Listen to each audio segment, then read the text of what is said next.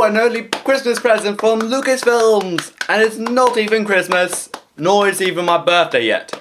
But, ooh, is it worth it? Hello, this is Elijah Wells, and today's review is Han Solo, or Solo, a Star Wars story.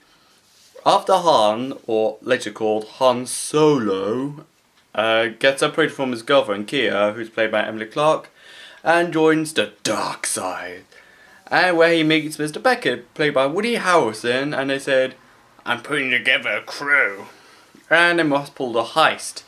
However, the heist didn't go down that well, and they come across his boss, which is played by Paul Bettany. And he doesn't seem that pleased, so they have to do it again. Whilst Hans meets his girlfriend Kira again, and that's where he meets Lando and Chewbacca, or just Chewie. Although it does answer some unanswered questions, or questions I've been wondering for some time, like when did Han meet Lando and Chewie, and what was his pastime before he meets Luke Skywalker, and what was he doing in Tatooine in the bar, and all that, and what was he in either side?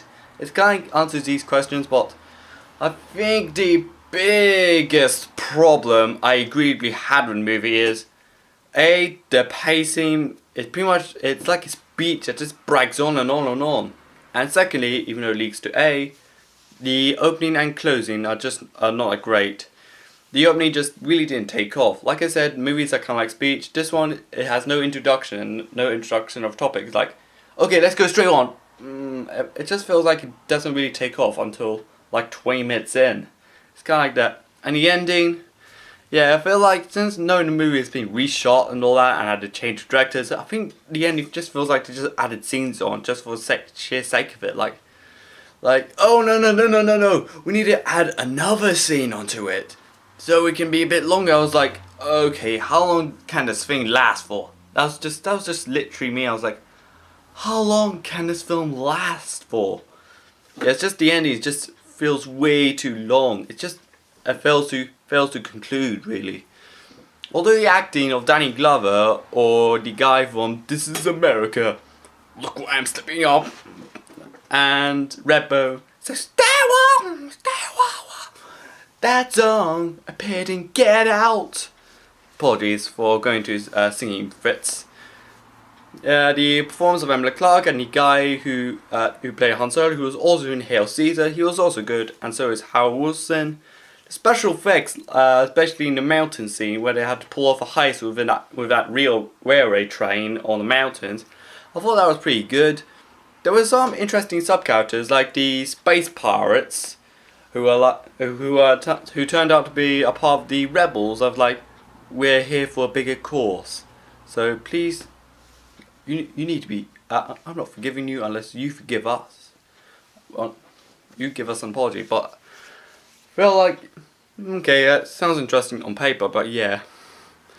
Of course, there was this major battle scene in the movie where they go to this coal mine and that female voice robot's like, okay, freedom, go free your brother and sister. I feel like, okay, you kind. Although it sounds good on paper, you just made the whole thing just worse. You pretty much now have every prisoner and every miner now running free while you are carrying out your operation. I feel like, which is pretty much stealing the very expensive hyper fuel. I feel like, now this is just mind-bogglingly stupid.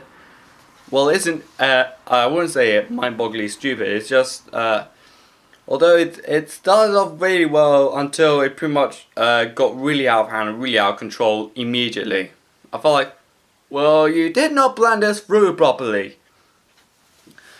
All in all, this is probably one of the weaker films that Disney done with Star Wars, but it's definitely not as worse than Attack of the Clones, which is by far the worst Star Wars movie out there.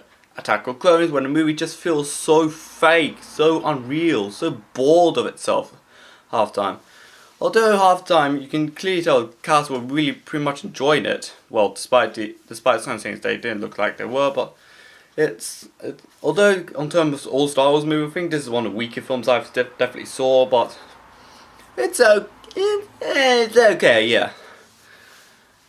Is it like worse than Pacific Rim Uprising, a movie which I really didn't like when it came out? I felt like, yeah, it's better. It's better. At least it's not At least it's not trying to, hey, we're being a big own film. We're going to stand out from the rest. I think this one is trying to be a bit more of a tribute to A New Hope and that. And although the movie kind of sets place before Rogue One, yeah, comparing that to films like Rogue One, I think Rogue One's definitely a better film, but. Although it bringing acting, bringing special effects, and an okay script, didn't really go through the cast who pretty much looked a bit bored at times due to reshoots, and of course the story is a tad clunky, and the opening really didn't take off, and the ending didn't really conclude. Oh no, it's an okay movie, 6 out of 10, but. It's definitely not appalling like Attack of the Clones, which I really didn't like. All in all, this is Lightwells, and bye!